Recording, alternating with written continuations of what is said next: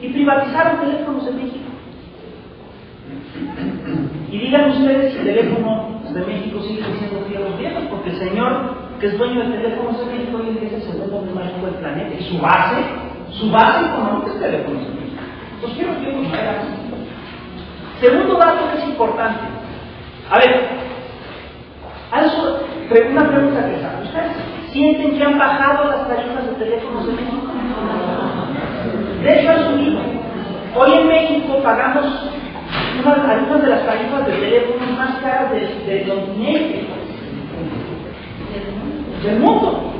Entonces, no es cierto que hayan bajado. Y a ver, tienen 3 oportunidades. El señor no contesta porque el señor ya que nos digan. A ver, ¿quién me puede adivinar quién es la empresa con más quejas ante el Instituto Nacional del Consumidor? No, muy bien.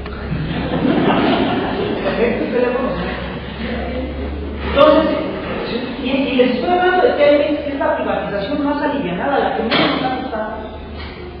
Nos prometieron lo mismo con la privatización de ferrocarriles. Yo quiero pedirles, por favor, que levanten la mano todos aquellos que han viajado en ferrocarril en los últimos 5 años. No solamente no dieron un mejor servicio, sino que lo acabaron. Y finalmente tenemos casos extremos, como por ejemplo el caso de la banca. Privatizaron la banca, y la banca, entonces la privatizan los expertos financieros que se empiezan a prestar dinero entre sí. Y entonces esos expertos de repente entran en quiebra, la banca está en quiebra, y resulta que el Estado tiene que rescatar la base. ¿Y quién está pagando la quiebra de la banca privatizada? Nosotros.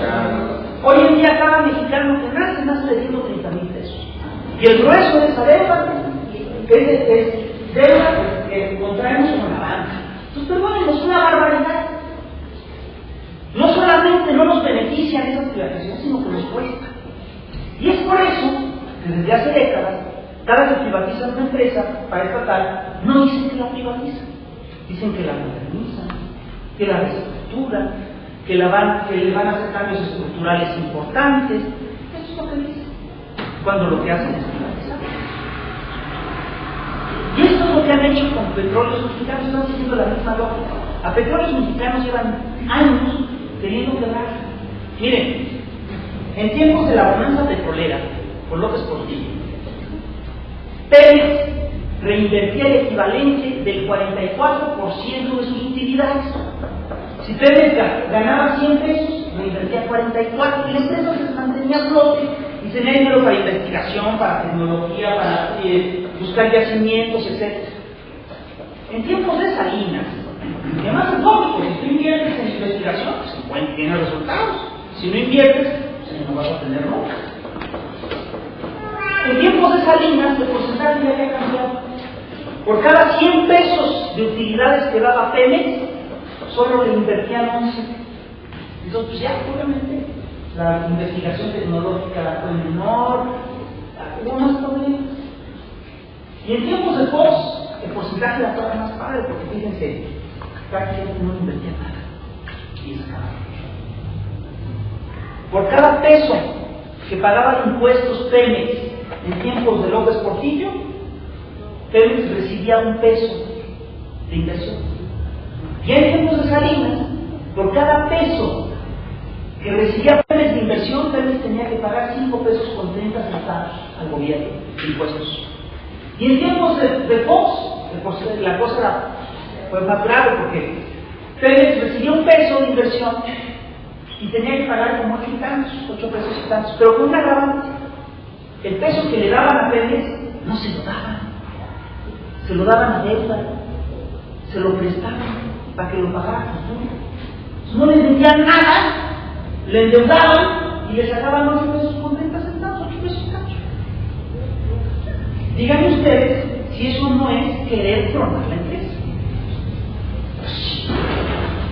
Entonces, y además, en una política, como bien dice el compañero, básicamente beneficia a los Estados Unidos.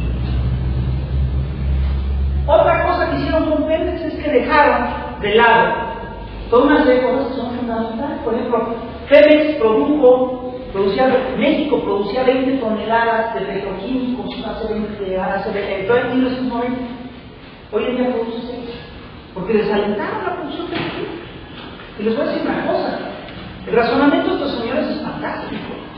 El razonamiento de estos señores es que el gran negocio del petróleo es la extracción del petróleo, y tienen razón.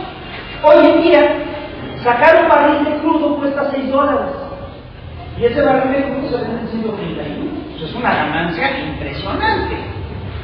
En cambio, procesarlo, eso es menos rentable. Perdón, da ganancias menos espectaculares. Tú procesas un barril de crudo y te cuesta, y le sacas cuando mucho 40% de utilidad. Yo sí les quiero decir una cosa: si todo lo que estuviéramos exportando, produciendo, lo refináramos, tendríamos 40% más de riqueza. Entonces, ¿dónde está la lógica al no hacerlo? Porque además hay otra cosa que es cierta: los solventes, las gasolinas que tú no produces, te cuestan. Lo tienes que comprar, ¿no? Esto te cuesta. No hay otra. Finalmente, México, es decir, que el gobierno descuidó de manera radical todos los procesos de refinación. México llegó a producir el 100% de la gasolina que consumía. Hoy en día tenemos que importar el 40% de la gasolina que se produce. Y es una estupidez. Porque si tenemos la tecnología para producir el 60% de la gasolina que producimos, ¿por qué no producimos otro 40%? Hace 25 años que no se construye una petroquímica. Lo que es más, antes que abrir una petroquímica la cerramos.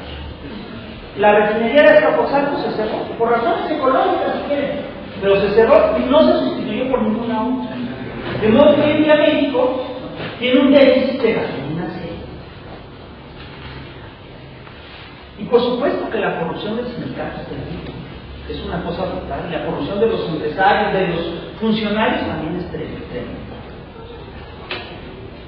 Y entonces estos señores ya concluyeron que hay que reestructurar el petróleo mexicano, y que entonces nos dicen que Pemex está en quiebra, etc. Sin embargo, después ni así la logran todo, porque el petróleo sigue siendo grande. En los primeros 2 meses de este año, Pemex obtuvo ganancias netas por el 1.760%, que es una utilidad que no te da ni nada. Es una utilidad impresionante. Pero ¿saben qué hacen con esos dineros? ¿Sí saben? No, yo tampoco. Porque no nos dicen. Fíjense, recibimos, si cada vez en un país petrolero, cada vez sube el precio del petróleo, en los países petroleros normalmente tiene que haber una derrama. Y así ha sido. En Venezuela, ahora que sube el precio del petróleo, a la gente le corre bien. En tiempos de López Portillo, que no era un hombre santo, solo el plan Inscoplamar construyó 42 hospitales en 2015. En tiempos de Fox, subió el petróleo a niveles sin precedentes y no recibimos nada. Solo el último año del gobierno de Fox, México recibió ingresos extraordinarios por concepto de petróleo de $70,000 millones. Esta cifra siempre a mí es una economía abstracta. ¿Pues saben cuántos son $70,000 millones? Es el presupuesto de la UNAM durante 35 años. Y no dicen que no saben dónde está. Que se perdió, y según la auditoría de la Federación se dio en sueldos de altos funcionarios. Pero en el no sé si ustedes conocen la historia de Zen Liyebon, este chino nacionalizado mexicano que viaja en las bombas, que lo agarraron de coperas o cuello, que lo agarraron con una montaña de billetes en un cuarto de arriba de su casa, ¿se acuerdan, no? Sí. ¿Se acuerdan que llegaron con su esposa y le dijeron: oiga señora, ¿me puede explicar usted el origen del dinero? Y la señora dijo: ¿cuál dinero? Yo no lo vi. Se ve que la señora no barría la casa. Porque si ha llegado a barrer la casa. Pues miren, si no ven $500 millones es imposible. No ver $70,000 millones es una proeza. Ese dinero tiene que estar en alguna parte. Sin embargo, lo tienen que ocultar para exhibir a Pemex como una empresa en quiebra. Pemex no es en quiebra. La actividad financiera es real, Pero la empresa, la industria